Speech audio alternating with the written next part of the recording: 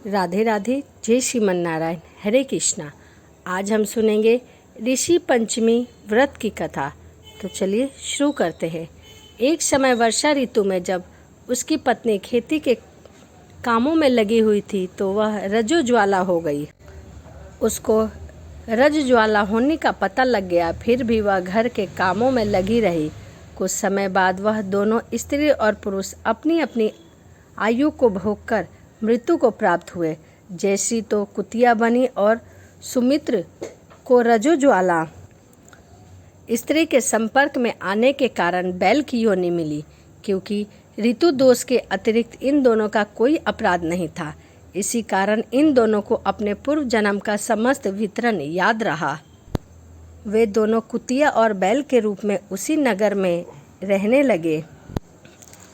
अपने बेटे सुचित्र के यहाँ रहने लगे। धर्मात्मा सुचित्र अपने अतिथियों का पुण्य सत्कार करता था। अपने माता पिता के श्राद्ध के दिन उसने अपने अपने ब्राह्मणों को भोजन के लिए नाना प्रकार के भोजन बनवाए। जब उसकी स्त्री किसी काम के लिए रसोई से बाहर गई हुई थी तो एक सर्प ने रसोई की खीर के बर्तन में विष वमन कर दिया।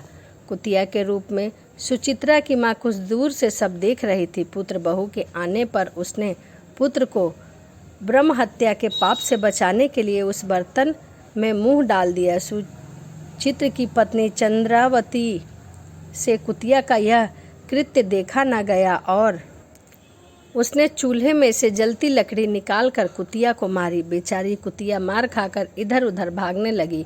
चौके में जो जूठन आदि बची थी वह सब सुचित्र की बहू उस कुतिया को डाल देती थी, लेकिन क्रोध के कारण उसने वह भी बाहर फिकवा दी। सब खाने का सामान फिकवा कर बर्तन साफ करके दोबारा खाना बनाकर ब्राह्मणों को खिलाया। रात्रि के समय भूख से व्याकुल होकर वह कुतिया बैल के रूप में रह रहे अपने पूर्व पति के पास आकर बोली, हे स्वामी, आज तो मैं भूख से मरी जा रही हूँ। वैसे तो मेरा पुत्र मुझे रोज खाने को देता था, लेकिन आज मुझे कुछ भी नहीं मिला।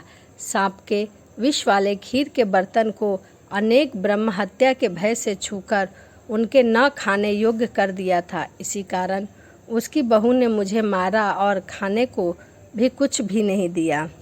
तब वह बैल बोला, हे भद्रे, तेरे पापों के कारण तो मैं भी इस योनि में आ पड़ा हूँ और आज बोझा ढोते ढोते मेरी कमर टूट गई है। आज मैं भी खेत में दिन भर हल से जुता हूँ। मेरे पुत्र ने आज मुझे भी भोजन नहीं दिया और मुझे मारा भी है।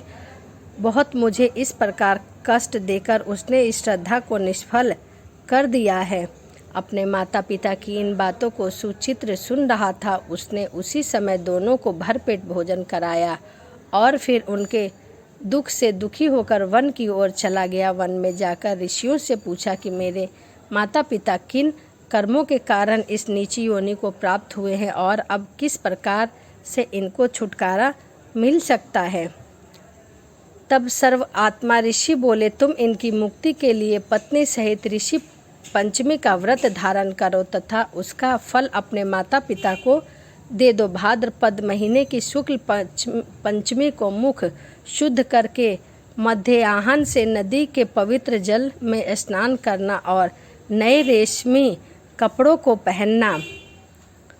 पहनकर अरुधंती सहित सप्त ऋषियों का पूजन करना। इतना सुनकर सुचित्र अपने घर लौट आया और अपनी पत्नी सहित विधि विधान से पूजा व्रत किया। उसके पुण्य से माता पिता दोनों पशु योनि से छूट गए। इसीलिए जो महिला श्रद्धा पूर्वक ऋषि पंचमी का व्रत करती है वह समस्त सांसारिक सुखों को भोग कर वैकुंठ को जाती है।